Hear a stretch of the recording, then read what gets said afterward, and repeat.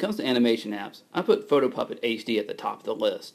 It's got a clean, easy-to-use interface and tons of functionality. Unlike other apps that tend to be more like flippads, PhotoPuppet HD allows you to create animation by importing and manipulating your own images. Today I'm going to show you the basics of PhotoPuppet, including how to import your images and how to do some simple animation. But before we get started, let me give you an overview of all the cool things you can do within PhotoPuppet. Like action sequences and lip syncing. Okay, you can take a seat now. Animation cycles, photo type animation, and even camera movements are all possible from within the app. In my last tutorial, I showed you how to create a character design in the iDraw app. To export that character design, you need to click on the Edit button, then select your picture, then the Export button. Choose Save to Photos and make sure your Include Background is unchecked. That'll ensure that you're exporting a transparent image. Now let's create a session in PhotoPuppet. So we'll start from scratch. Now we can start importing images for animation. I'm going to start by clicking the plus button and selecting a background. This brings up the frame staging area, but since this is just a background, we're going to click the check mark. I'm going to minimize the toolbar at the bottom and expand the image so that it fills the entire screen. I'm going to maximize the toolbar, and since I'm satisfied with it, I'm going to lock that image in place so it doesn't move around when we're doing our animation. I'm also going to turn off the record button for the mic so we don't pick up any external sounds when we're animating. Now we can begin importing our character. I'm going to select the wrestler character design and use the frame staging area to begin cutting out the different shapes. First I'm going to cut out the torso and body, just like that, and click the check mark and check again, and you can see the body's placed here on the stage. I can start adding the other parts of the wrestler here.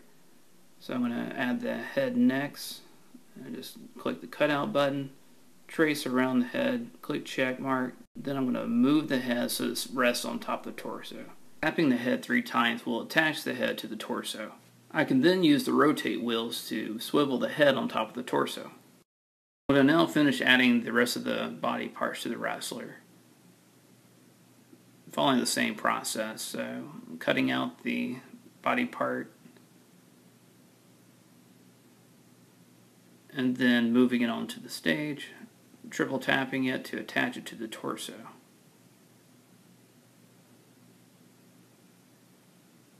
To the other arm.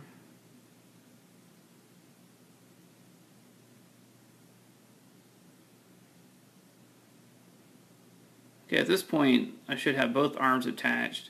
You can see that they swivel on the body just like that.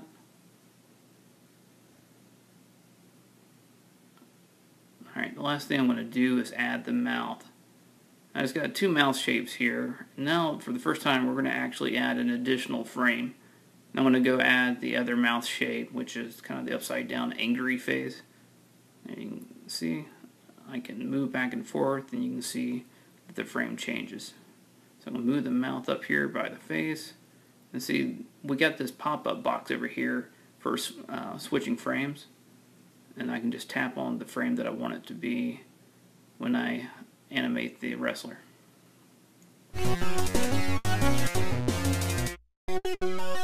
Let's take a look at the track view. You can see each image has its own lane within the track view. Within here you can arm the track to record. You can also lock the image so it doesn't move.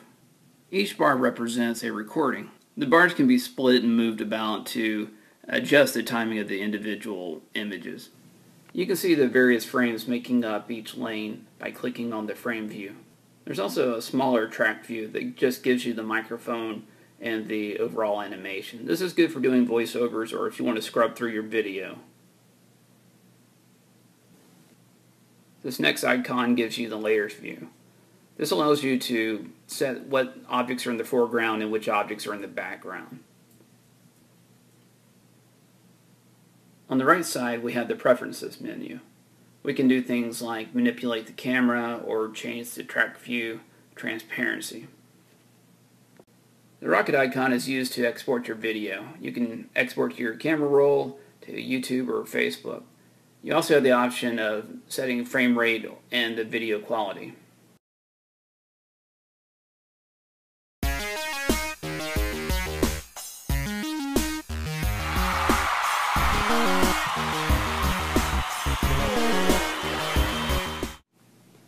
To begin with, we're going to go to the track view, and we're going to go ahead and arm everything that we want to animate. Since this is the first pass through, let's go ahead and set everything to record except for the microphone. That'll ensure that everything shows up when we're done with the recording. So this first pass, we're just going to do a simple animation of the arms by rotating them. Now if you set up your character right, you should get those rotation wheels whenever you tap the arms. Okay, so now we're going to lock down anything that we don't want to accidentally move during the recording. We're going to also disarm anything that we're not going to record. This pass, I'm just going to do the mouth animation. You can see I get the frame switcher whenever I click on the mouth. And this is because I have multiple frames associated with that object. And now I'm just going to switch the frames as we're recording so that the mouth changes. Then we can move on to the next step, which is animating the camera movements. So I'm going to go to the general preferences and turn on camera manipulation. And you can see right away I get this lens or film strip comes up representing the camera lens. And I'm just going to move that into position, and see, I'm going to make sure that it's armed to record, which it is. And then I'm going to hit record, and I'm going to pan the camera up. I'm going to minimize the bar there and make sure I get the lens where I want it. And I'm just panning the lens up as we're recording. And now you know how to do basic animation in PhotoPuppet. To get the files that I used in this tutorial, click on through to my Dropbox where you can open the file from your browser right into PhotoPuppet HD.